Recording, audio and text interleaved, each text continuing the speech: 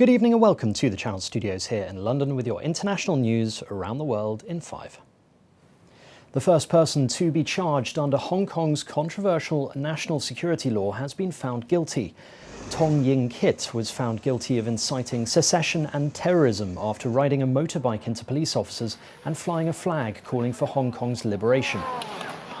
More than 100 people have been arrested since the law came into force in 2019, which reduces Hong Kong's autonomy and makes it easier to punish activists. The trial's verdict means Tong could face life in jail. The 24-year-old was arrested for his actions during the pro-democracy protests last year that lasted for several weeks. Tunisian President Kais Saied has extended a nighttime curfew for the next month, a day after he suspended parliament. Mr. Saied also sacked more government ministers in the wake of the dismissal of Prime Minister Hichem Mechichi on Sunday.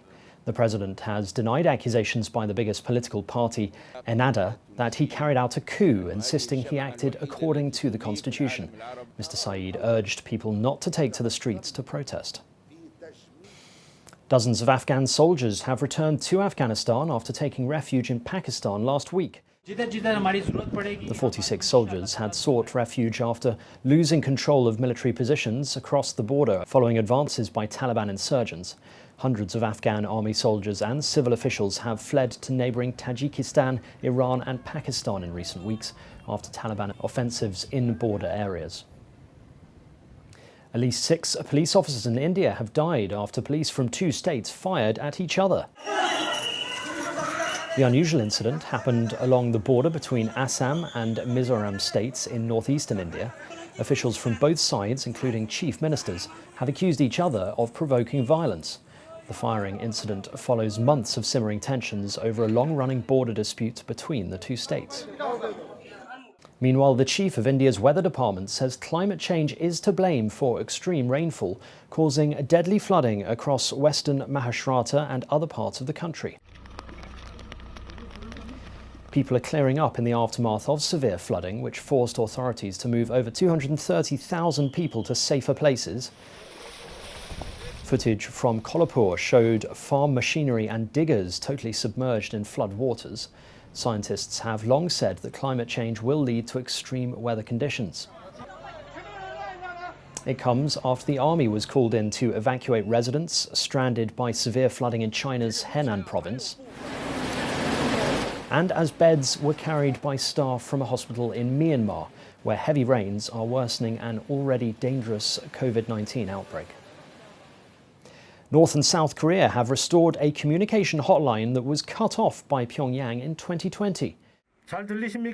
According to the South's presidential office, the leaders of both countries have agreed to rebuild trust and improve ties.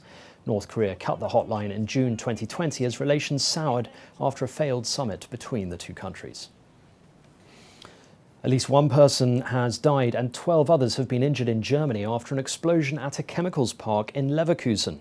The blast and ensuing fire took place at 7:40 GMT and plumes of black smoke could be seen rising from the building. The local crisis ministry called the event one of extreme danger and told residents to stay inside and keep doors and windows closed. 5 people have been reported missing.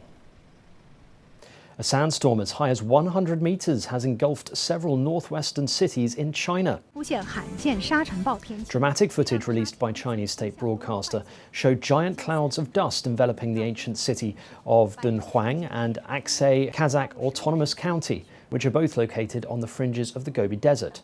The sandstorm also turned the sky yellow and reduced the visibility to less than 5 meters in some areas. And finally, a new app powered by artificial intelligence claims to know what cats are feeling. Called Tably, the app uses a type of facial recognition software for cats based on ear position, eye narrowing, head position, and even whisker change. Experts in feline well-being argue the app will help cat owners as well as graduate vets to better understand cats' psychology. And that's your international news around the world in 5. Now back to the Channel Studios in Lagos.